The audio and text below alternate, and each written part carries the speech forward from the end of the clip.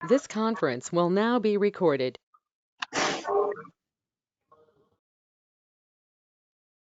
सन्निपात घ्यायचा ना पहिले. हो. अध्याय 17 क्षयांचे प्रकार. क्षय प्रकाराः.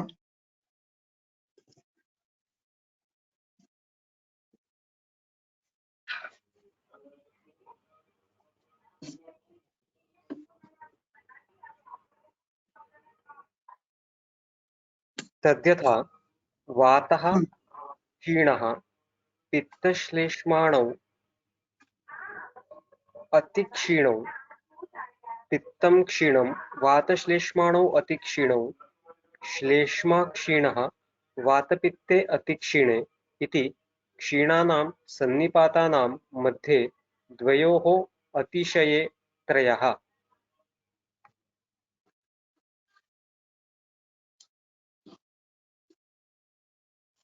अब तक हमने सन्निपात के यानी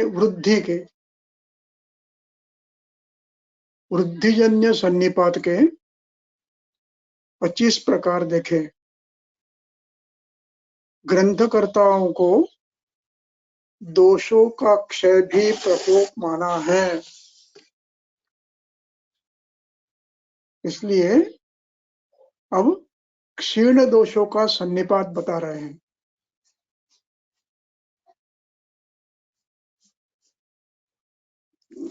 तो उसका पहला प्रकार है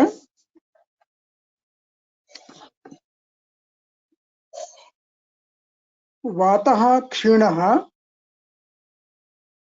पित्तश्लेष्माणौ अतिक्षीणौ. यहाँ पर थोड़ा व्याकरण समझना है.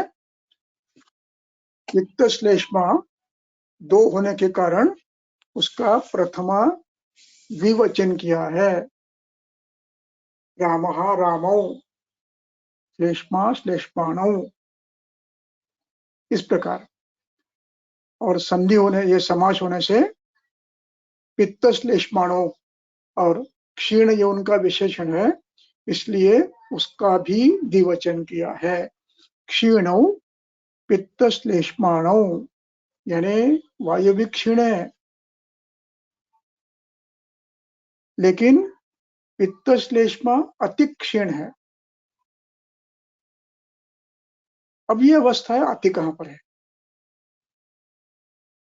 ये अवस्था दीर्घकाल पीड़ित व्याधि में जिसने भोजन कम किया है, लंघित है,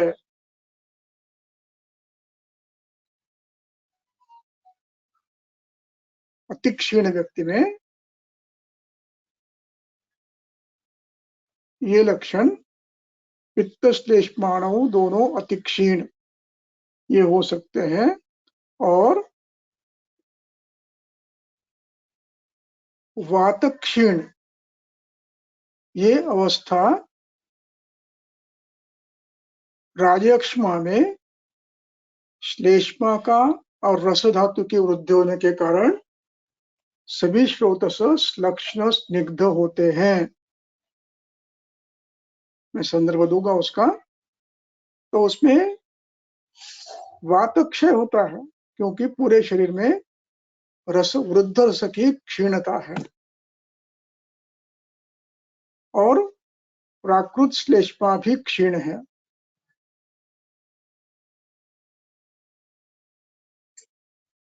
यानी शरीर का पोषण हो ही नहीं रहा है, श्लेष्मा का भी नहीं हो रहा है, लेकिन वृद्ध श्लेष्मा व्याधि कर रहा है. इस प्रकार इसके लक्षण आपको ढूंढने पड़ेंगे. तो ये एक हुआ. दूसरा, श्लेष्मा क्षीणः वातपित्ते अति क्षीणे.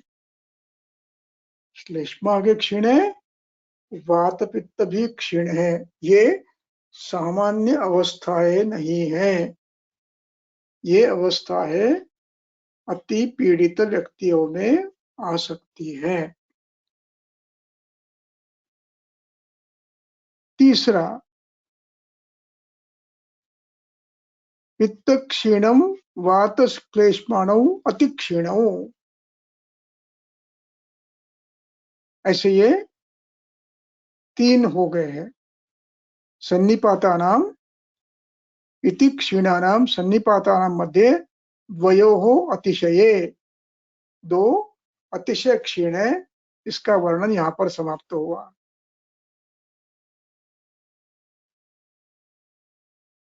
अब इसके बाद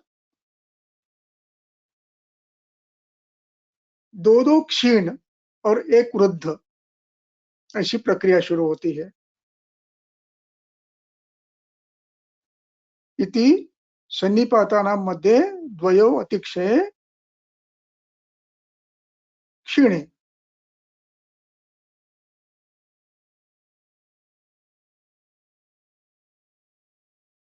वातपित्ते अतिक्षीण ऐसे हो गए। अब यहाँ पर दूसरा प्रकार शुरू होता है।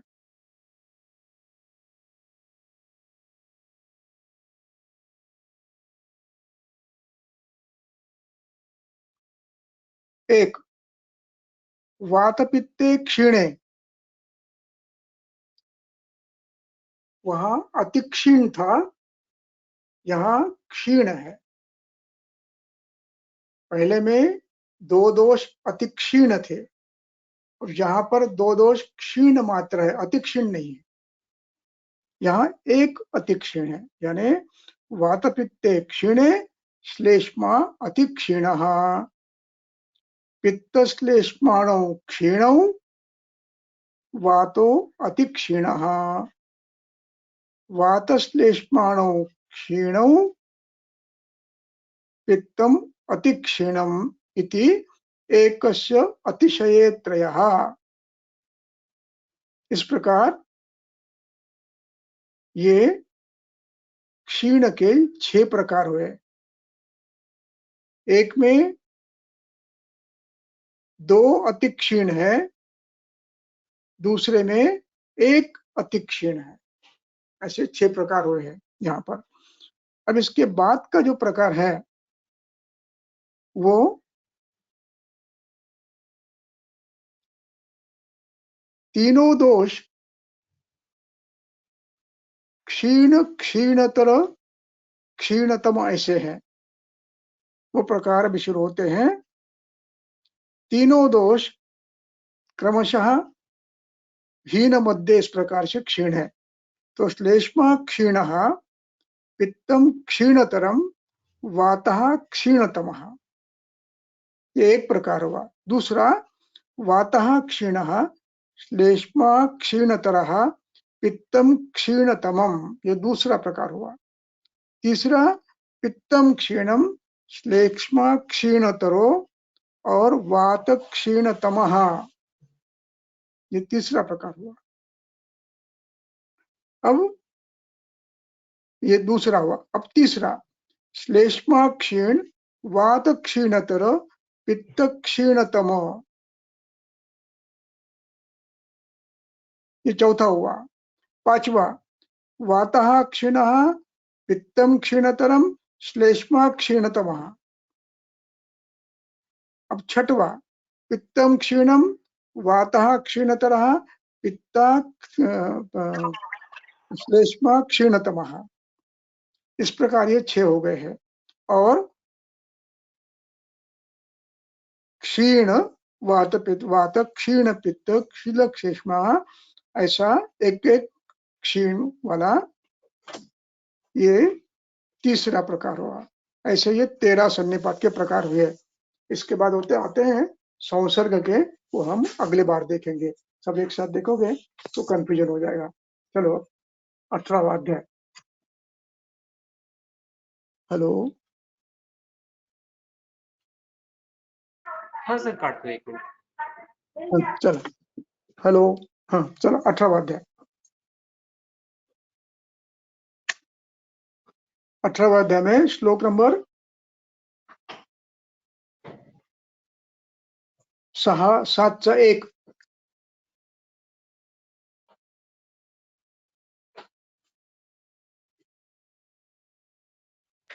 चरक संहिता सूत्रस्थान अध्याय 18 सूत्र क्रमांक 8 7। अयम तु अत्र विशेषः शीत रुक्ष लघु विशद श्रम उपवास अतिकर्षण क्षपणादिभिः वायुः प्रकुपितः त्वक् मांस शोणितादीनि अभिभूय शोकं जनयति।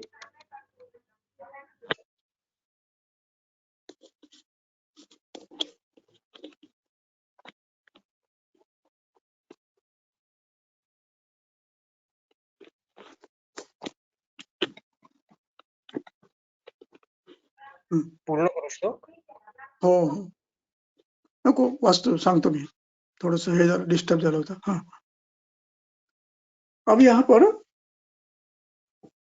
निज अगंतु भेद बताए, उनके हेतु बताए, निज के भी हेतु बताए. निज के हेतु आपको पिछली बार हो गए हैं. अयम तु अत्र विशेषः.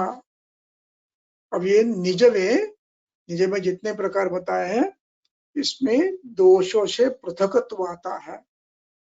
हेतु तो बताया हमने, लेकिन इन हेतुओं का परिणाम दोष विशेष की लक्षणों की निर्मित में होता है. इसलिए अब उदाहरण देते हैं. तत्र शीत लघु विशद श्रम उपवास अतिकर्षण क्षपणादिभिर् वायुः प्रकुपितः त्वङ्मांस शोणितादीनि अभिभूय शोफम जनयति. अब यहाँ पर शीत से लेकर क्षपण तक ये जो समास है, सामासिक शब्द है, सभी का संग्रह किया है. और अंत में आदि शब्द का तृतीय बहुवचन किया है, आदि भी, यानी शीतेन रुक्षेण लघुना विशदेन श्रमेण उपवासेन अतिकर्षणेन क्षपणेन आदि भी. इन सभी कारणों से वायु प्रकुपित होता है और ये कुपित वायु दूषों पर प्रभाव डालता है. दूसरे कौन से हैं? त्वंग मांस शोणितादीनि, त्वचा मांस शोणित आदि में सभी धातु आ गए. रस मेद अस्थि आदि सभी आ गए. अभिभूय शोफम जनयति. यहाँ अभिभूय शब्द का अर्थ इन सब, ये हेतु इन सभी दोषों को प्रभावित करते हैं. कैसे करते हैं? अपने गुणों से.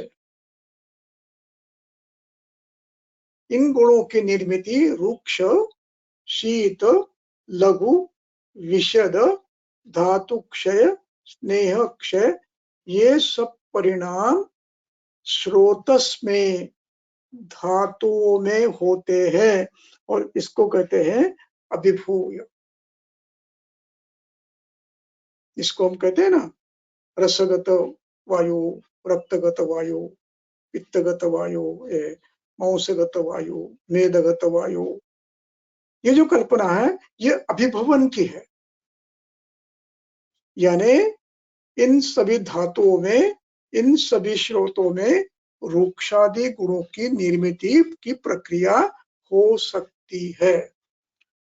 जितने हेतु बलवान उतनी व्याप्ति अधिक हो सकती है. जितने हेतु बलवान और जितना दीर्घकाल हो रहा है उतनी व्याप्ति बढ़ेगी. अभिभूय. और अभिभवन होने के बाद अब इन धातुओं में, इन स्रोतों में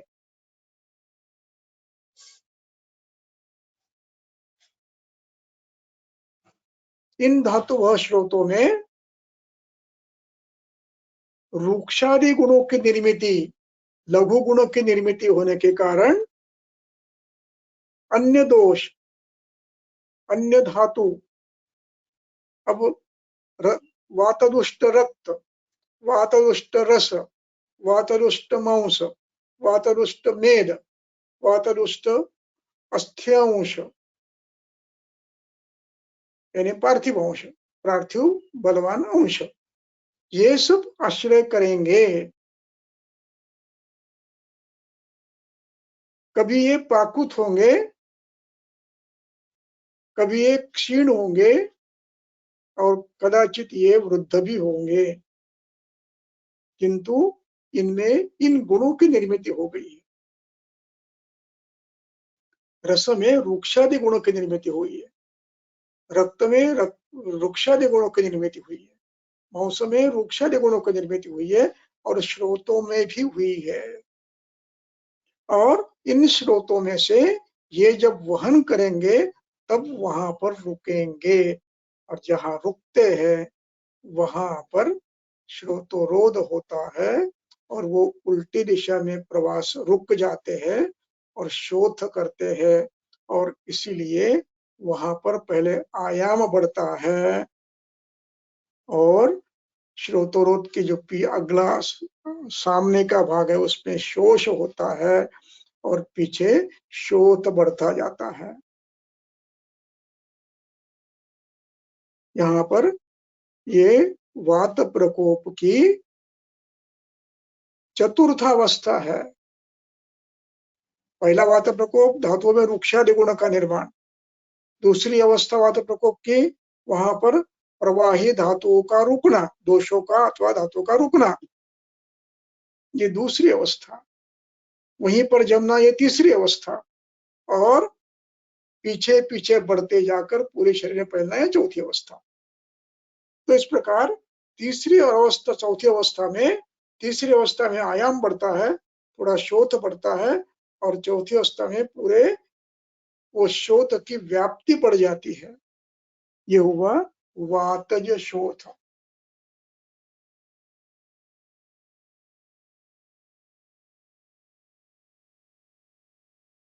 हेतु जितने बलवान, जितने दीर्घकाल उतनी व्याधि ज्यादा। इसलिए वार्धक्य में एक स्थान पर शोथ निर्माण होता है, पूरे शरीर में फैलता है, और फिर ग्रंथकार कहते हैं वित्तमांस क्षोणित व्यक्ति में पादाभिभूत शोथ हो और सर्वांग को बोलता है तो वो असाध्य है, वो अरिष्ट लक्षण है। देखिए श्लोक 16, यस्तु पादाभिनिवृत्तः सर्वांगो भवेत् जंतो स कुष्टः स सुकष्टः।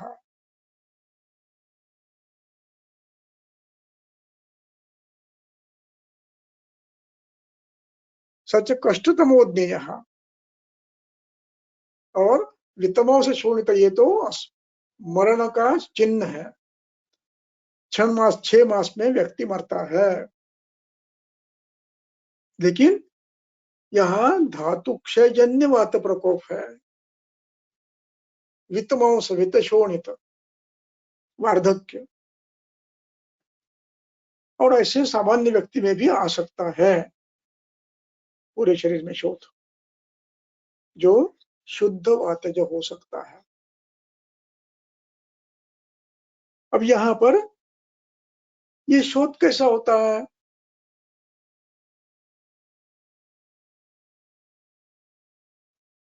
स क्षिप्रोत्थान प्रशमो भवति, क्योंकि ये श्लेष्म श्लेष्मा नहीं है, इसमें द्रव गुण है, केवल द्रव गुण है। शरीर का द्रव धातु ये फैलता है अन्यत्र और शोथ करता है, और जब इसमें कठिन धातुओं की निर्मित होती है तब ग्रंथि होती है। फिर उसमें प्रारंभ में आपको प्रशम होगा, शीघ्रोत्थान प्रशम होगा, लेकिन अंत में जब ये धातु के अणु वहां पर संचित हो जाएंगे तो मांस धातु, मेद धातु, तो इसमें धीरे धीरे धातु के अनुसार काठिन्य बढ़ते जाएगा। फिर ये क्षिप्रोत्थानत्व, इसका स्तर कम होते जाएगा, उस पर थोड़ी देर लगेगी। इस प्रकार क्षिप्रोत्थान प्रशमा भवति। वर्ण, यहाँ अन्य दोषों का बल न होने के कारण प्रायः वर्ण श्याम अरुण होता है, प्रायः। और कभी कभी प्रकृति वर्ण भी होता है, जैसे है वैसे रहता है।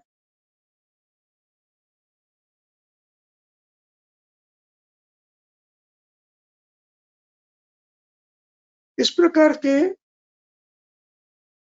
वातज हेतु से हुए शोथ में, शोथ वाले रुग्ण में कभी कभी स्पंदन भी होता है,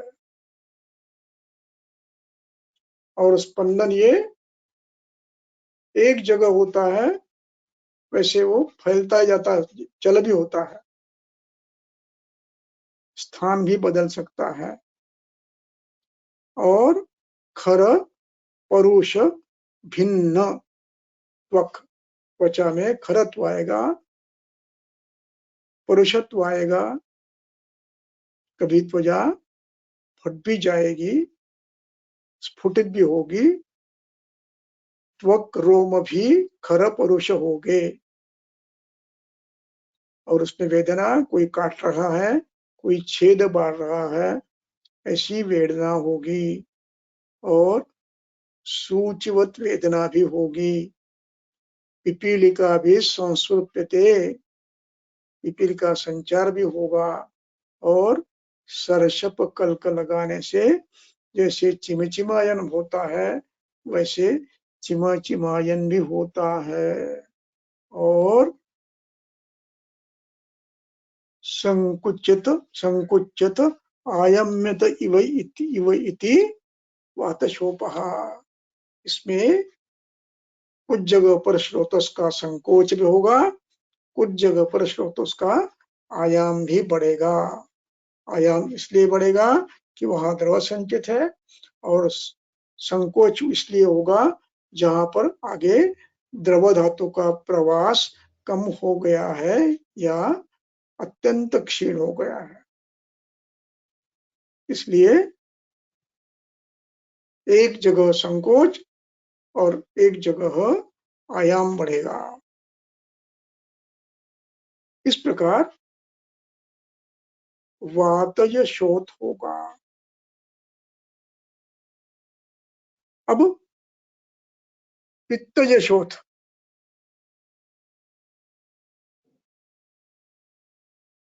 उष्ण, तीक्ष्ण, कटुक, क्षार, लवण, अम्ल, अजीर्ण भोजन,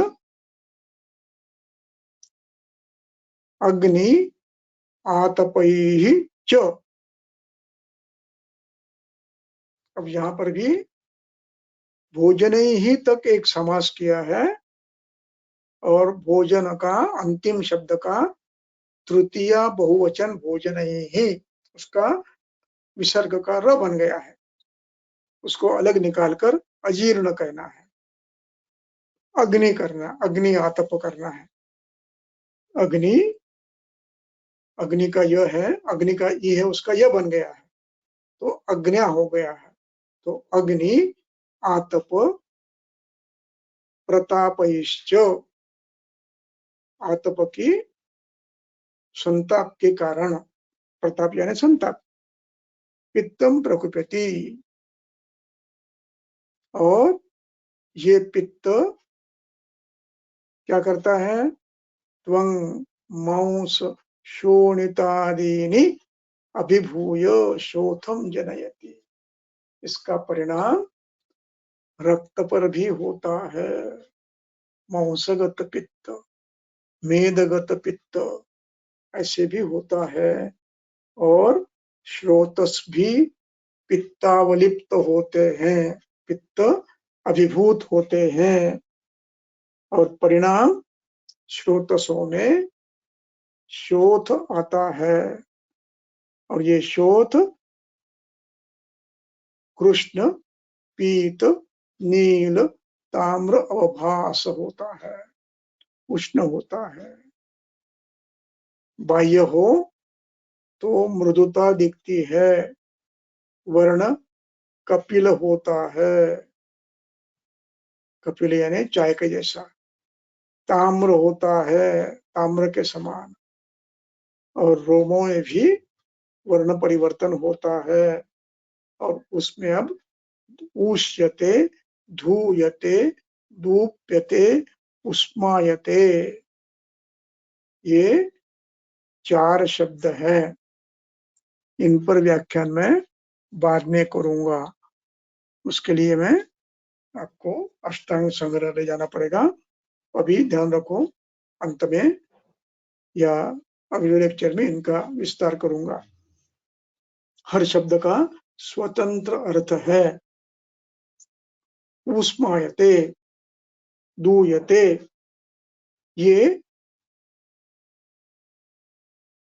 नाम से धातु बने हैं। उष्यते, दूयते, धूप्यते और उष्मायते, तो यह लगाकर उनके क्रियापद बनाए हैं, नामोत्थ क्रियापद। स्विद, स्विद्यते, ये स्विद धातु है। क्लिद, क्लिद्यते, क्लिद धातु है, तो इसलिए ये धातु से ही बने हैं और उसमें इसलिए जाता है, क्लिद जाता है। न च स्पर्शम उष्णम सुसूयत, उष्ण स्पर्श यहाँ पर सहन नहीं होता है। इति पित्तशोथः। इस प्रकार जहां पर ये पित्त आश्रय करेगा खवय गुण्य से, वहां पर ये शोथ करेगा, अभ्यंतर भी करेगा, बाह्य भी करेगा। ये हुआ शोथ, पैतिक शोथ। यानी शीत पित्त ये पैतिक शोथ है।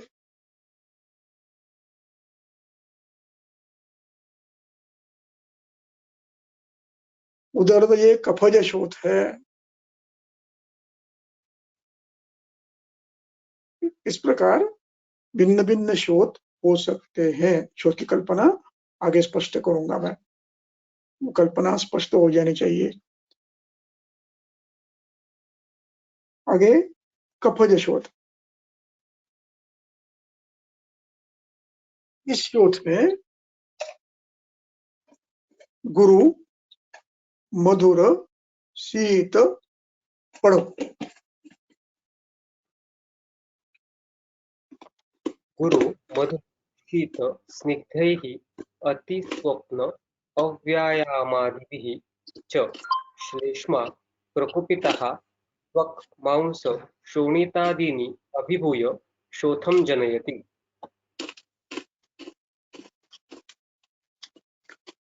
अभी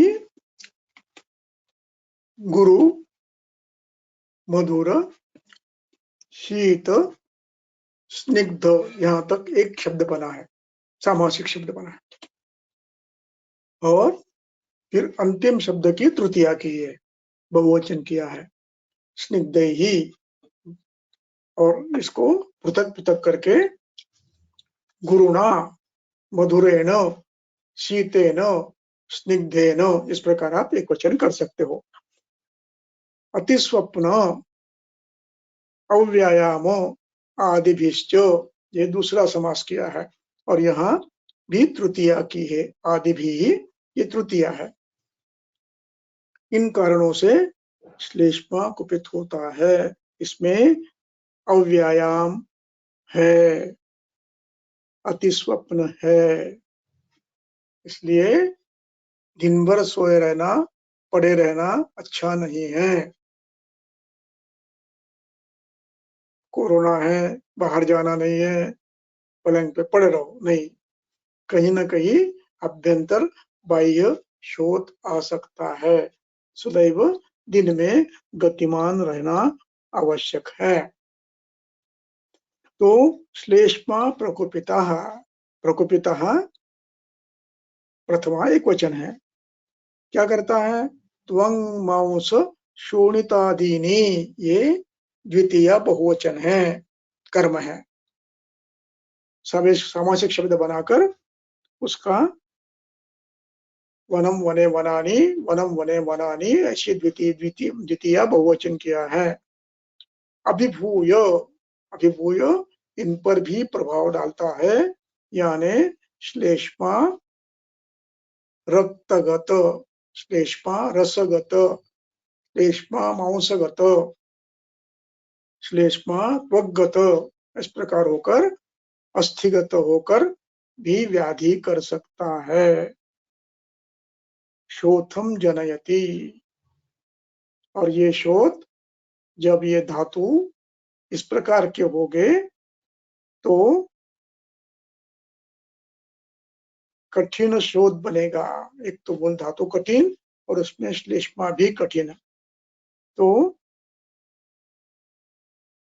ये होने वाला शोध कृच्छ्रोत्थान प्रशम होगा, घनत्व है उसको, इसलिए झट से ऊपर नहीं आएगा, आराम से आएगा। कृच्छ्रोत्थान प्रशम। पांडु श्वेत अवभाष, इसमें श्वेतत्व होगा, पांडुत्व होगा। उपचित होगा, गुरु यानी उपचित। स्निग्ध होगा, लक्षण होगा, स्थिर होगा, घन होगा। और रोम श्वेत हो गए। श्लेष स्पर्श उष्ण सहश्च, गरम गरम अच्छा लगेगा, ये श्लेष्मशोथ है।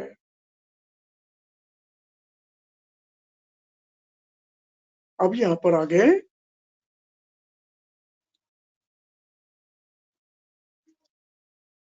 पढ़ो, 7वां श्लोक पढ़ो।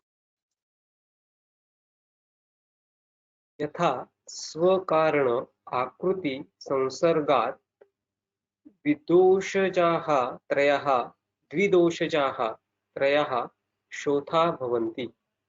यथा स्वकारण कारण आकृति सन्निपातात् सन्निपातिक एकः एवं सप्तविधः भेदाः। स्थूल रूप में अपने अपने कारणों से उत्पन्न होने के बाद आकृति यानी लक्षण,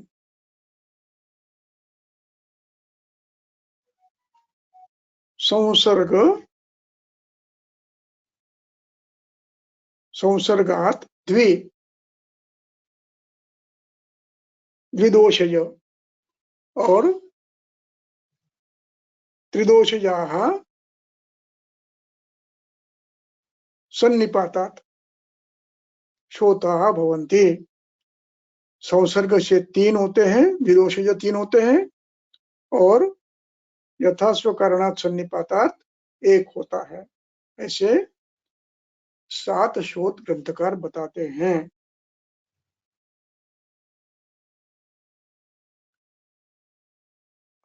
अब यहाँ पर एक विषय मैं आपके सामने थोड़ा सा रखना चाहता हूं विस्तार से। उसके पहले 8वां श्लोक पढ़ लेंगे तो ये विषय समाप्त हो जाएगा। पढ़ लो।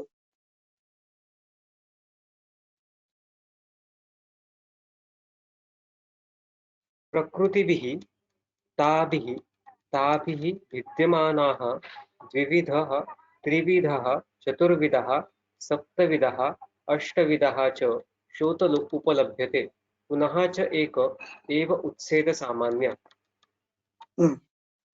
अब शोथ का दोषानुसार तो उन्होंने ये बता दिए। अब इसके बाद उनके स्वभाव के कारण, उनके आकृति के कारण यथा प्रकृति भी विद्यमानाः, उसके स्वभाव के कारण अनेक भेद हो सकते हैं। त्रिविध चतुर्विध सप्तविध वा ऐसे हो सकते हैं। और कितने भी प्रकार की करते हो तो भी शोथ सामान्यात वो शोथ ही कहा जाएगा। वैसे कितने भी प्रकार किए तो उसको शोथ ही कहा जाएगा। भले ही आप दोषानुसार करो, आकृति के अनुसार करो, संस्थान के अनुसार करो, तो भी सामान्य नाम उसका शोथ यही रहेगा। जैसे घमोडिया हुई है, ग्रीष्म में होती है, राजिका होती है छोटी छोटी, आकृति राजिका की, नाम राजिका दिया गया है, शोथ है। विसर्प शोथ है, गलगंड शोथ है, उदर शोथ है, गुल्म शोथ है। इस प्रकार संस्थान आकृति के आधार पर, स्वभाव के आधार पर उनको नाम अलग अलग हमें दिए हैं, लेकिन सभी शोथ है। उसका स्पष्टीकरण आगे करने वाले हैं, वो विषय यहां मैं छोड़ देता हूं। अब हम ये जो ऊपर के 3 श्लोक हमने पढ़े, 1, 2, 3, पहला वातज, दूसरा पित्तज, तीसरा कफज।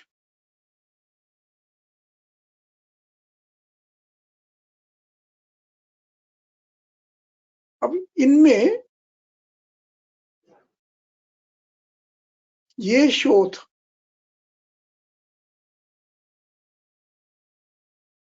अपने हेतु से, अपने आकृति का आत्मलक्षण वाला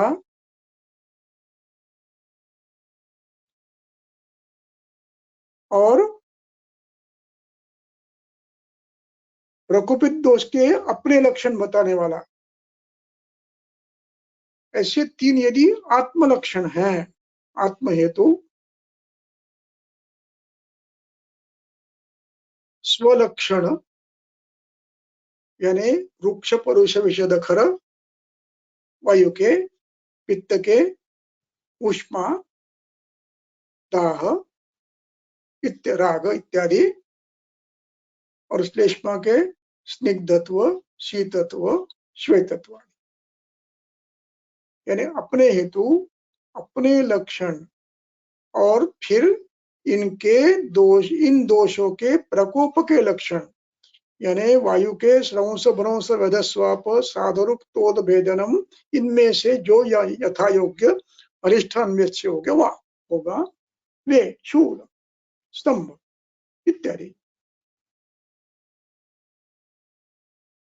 पित्त के क्लेद, पाक, कोथ, उष्मा इत्यादि। श्लेष्मा स्थिरत्व, कंडु, शैत्य, उष्णाभिप्रियता आदि, यानी अपने हेतु, आत्मलक्षण और अपने अपने प्रकोप अवस्था के लक्षण और अपनी चिकित्सा से शांत होना। यदि ये 4 अपने हैं तो उसको स्वतंत्र दोष प्रकोप माना जाता है। और जहां पर स्वहेतु नहीं है, स्व उपशय नहीं है, आत्मलक्षण है और प्रकोप के लक्षण भी है, अपने हैं, वायु के हैं, यानी वायु के हेतु बिल्कुल नहीं है, लेकिन श्रोतोरोजन्य संप्राप्ति बनकर रौक्ष पारुष्य वैशद्य खरत्व आ गया है।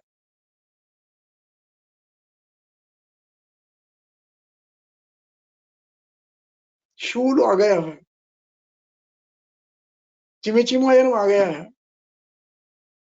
कृष्ण वर्णत्व आ गया है, अपने हेतु नहीं है, आत्मलक्षण उत्पन्न हो रहे हैं। प्रकोप के अपने अपने शूलादि लक्षण भी है। ऐसी अवस्था हो तो ये वात प्रकोप भी परतंत्र है। ये स्नेहन से ठीक नहीं होगा। इनको कुपित करने वाला, श्रोतोरोध करके ये बढ़ाने वाला या तो श्लेष्मा है, या तो रक्त है, या तो रस है। कुष्ठ में आपको ये दिखेगा, खरत्वक, कठिनत्वक, कृष्ण वर्ण दिखेगा। हेतु खुद के नहीं है।